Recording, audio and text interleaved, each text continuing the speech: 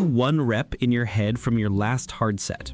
Now ask yourself, if you had 4 more reps, did that set really count for growth? A lot of hard-looking sets do not. They feel serious, they look serious, but they never force the fibers with the most growth potential to do enough work. What grows muscle is mostly how close the set gets to failure, not the pump, not the rep count, and not how tired you feel. I'll show you what makes a set count, how close is close enough, and the mistake that leaves the best fibers barely touched. By the end, you'll know what makes a set count for muscle growth. You'll know how close to failure most working sets should be, and how to tell if the target muscle actually did the work. Most people think a set grows muscle because it was long, painful, or looked hard.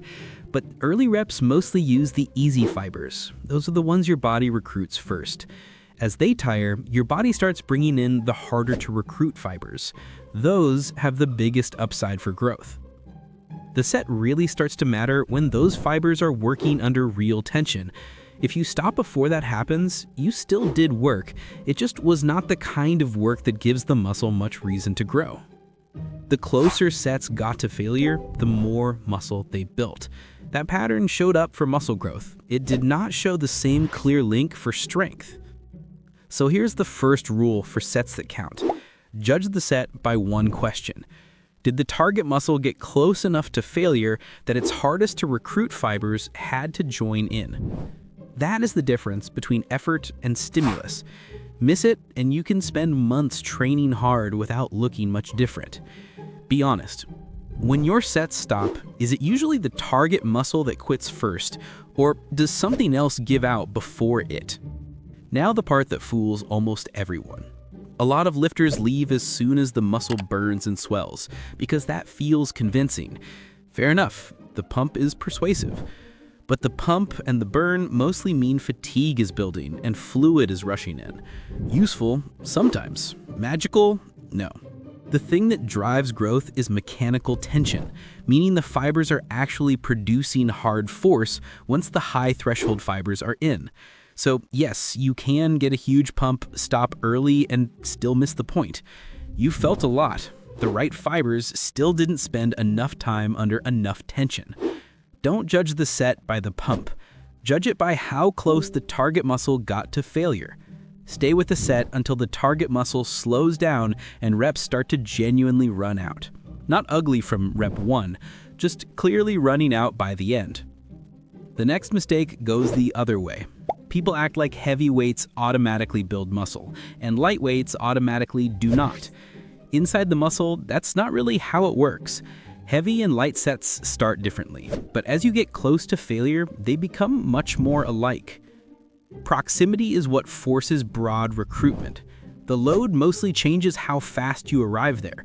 So a heavy set can still be weak for growth if you rack it too early, and a lighter set can work very well if you take it close enough.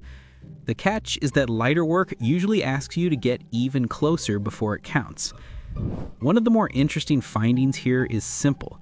When sets reach failure, light and heavy loads end up looking very similar inside the muscle. So use the load that fits the exercise. Then make the set count. Heavy work can stop around 1 to 3 reps in reserve. Lighter work usually needs to get even closer. If this just cleaned up the difference between feeling a set and counting a set, that is worth a like. Now, for the benchmark that actually helps, the advice to just train hard is where most lifters get stuck. Hard is vague. You need something you can use.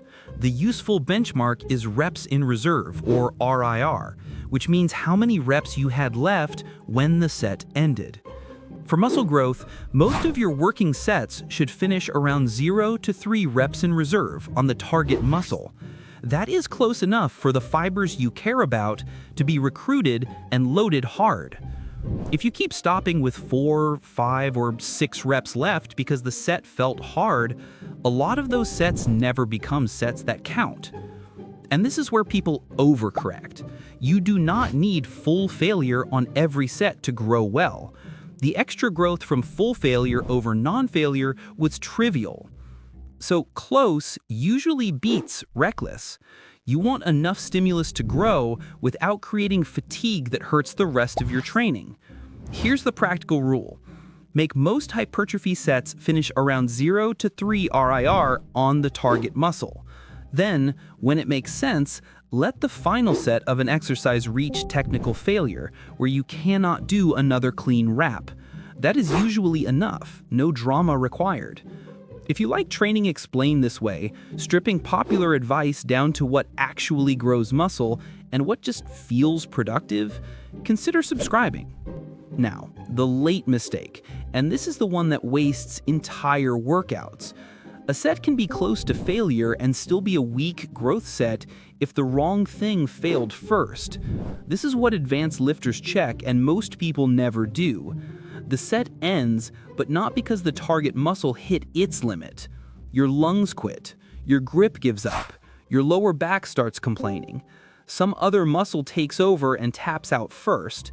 When that happens, the muscle you wanted to grow may never have reached the level of recruitment and tension you were trying to create. So the set looks brutal on paper, but it underdelivers exactly where you wanted growth. That is why some people keep blaming genetics or the exercise or their split. The real problem is simpler. The right muscle never owned the hard part of the set. So during the last reps, ask one blunt question. What is failing here?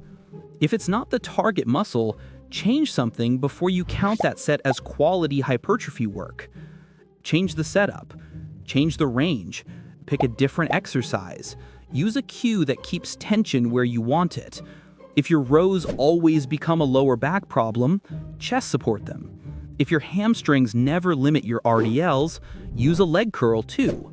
If your side delts, the cap on the outside of your shoulder, never fail before your traps, lighten the raise and clean up the path. Simple fixes, big difference. Over the next few weeks, keep the same exercises and get better at making more of your hard sets actually useful for muscle growth. Keep more of them in that 0 to 3 RIR window on the target muscle. Learn what true proximity feels like first, then tighten your estimates. After that, push final sets to technical failure only where recovery stays clean. Muscle growth is not mainly about the pump, the rep number, or how dramatic the set looked. A set counts when the target muscle gets close enough to failure that its highest growth fibers are recruited and kept under real tension. If you remember one thing tomorrow, make it this.